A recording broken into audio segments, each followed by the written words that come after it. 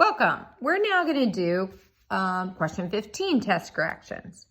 So following the box plot of birth weights of a sample of 160 infants. So that's really important.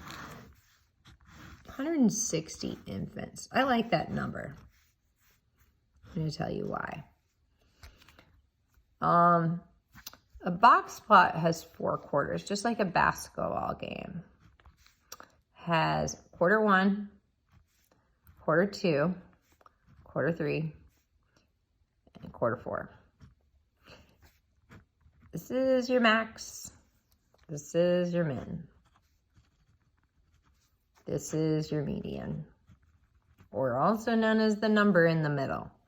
This is the median of the bottom half of the data. This is the median of the top half of the data. So you've got 4 quarters worth of data.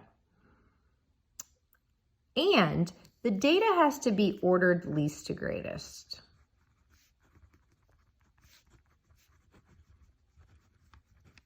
All right, so I know how many infants are here, here, here, and here. I don't know specifically the distributions in between there, but I know how many infants are quantified there. So 160 divided by 2 is 80, and divide by 2 again is 40. So there are 40 infants here. 40 infants here, 40 here, 40 here. So I can say that 80 babies weigh more than 110, 80 babies weigh less than 110. I can say 120 babies weigh more than what looks like 102. This is the value of a plot like this, a box plot. Now let's look at our questions. How many children weigh between 102 and 122? Well, that's 80 babies. So let's see if that compares with our answer. 80 babies is D, and that is our answer. Now I'm preparing you because maybe the next time I'll give this question, I'll ask this number or ask you to add this number and this number, or this number and this number, or these 3 numbers, or these 3 numbers. You should understand what this represents when it says 160 infants. Okay, that's number 15.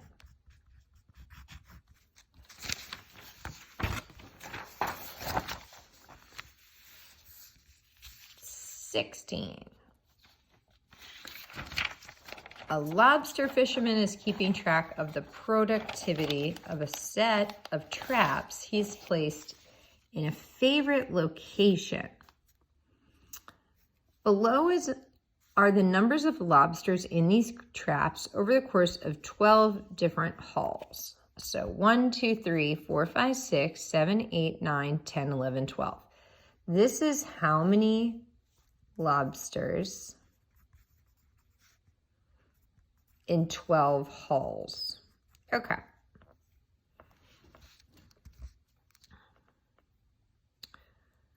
It looks like they've ordered them least to greatest, right? According to the outlier rule, which values are outliers? Okay. So we have to memorize the formula for outlier. What is the formula for outlier? Well, it's 1.5 times IQR will tell us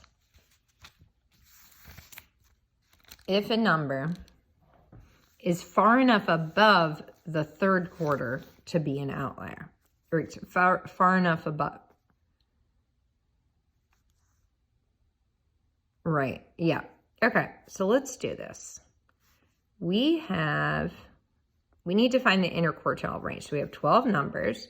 Lucky for us, that's easily divisible by 4. So we divide it in half, we get 6. Divide it in half again, we get 3.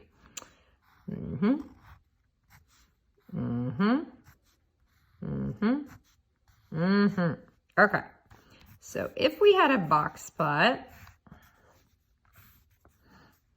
the number in the bottom, if this is not a modified box plot,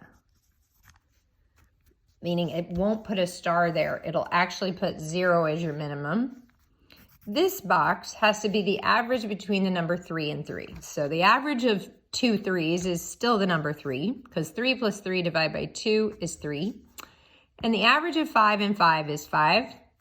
And the average of 7 and 7 is 7. And the maximum is 14. And so we have to find out if you're 1.5 times the size of the box and you're sticking out that far, that's going to be an outlier. Okay, so the interquartile range is the third quarter minus the first quarter. So the third quarter is 7, the first quarter is 3, the interquartile range is 4.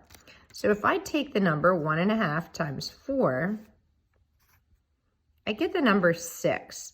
So what I'm looking for here is go to the front of this box and say, is 1.5 times that, or is the number 6 bigger than that? Because that means it's sticking too far out. So 7, or the third quarter, plus this formula, 1.5 times the IQR, I get 7 plus 6 is 13. So under that rule, 14 would be changed to a star.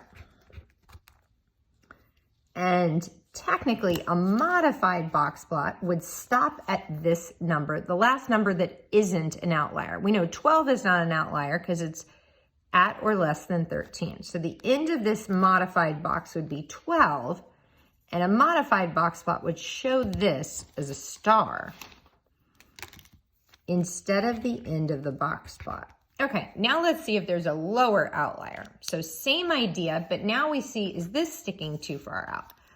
So we say the first quarter minus this same formula, 1.5 IQR. So that's 3, take away 6, and I'm getting into negative numbers, and I don't have any negative numbers. So my only outlier here is the number 14. B, 14 is my only outlier.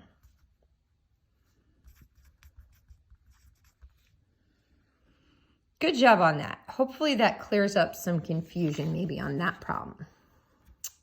Next, here's some exam scores of 15 students in Mrs. Stevenson's stats class. Spencer was at the 80th percentile. What score did he earn? Cool. So let's make sure they're ordered least to greatest. That was nice of them to do that. And there's 15. So let's say here, maybe let's guess 91. 1, 2, 3, 4, 5, 6, 7, 8, 9, 10, 11, 12. So the score of 91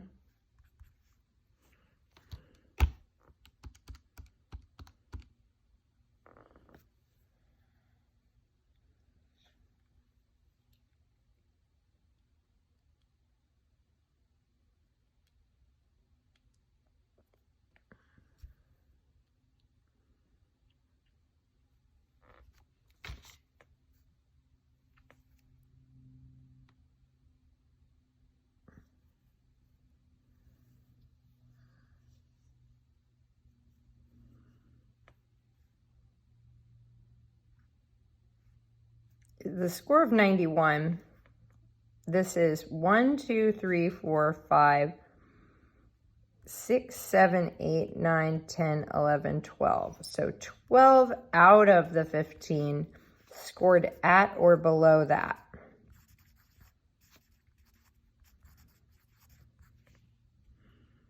Okay, so I would put D. But it looks like my answer key said E. So this is kind of an iffy question. It's kind of interesting.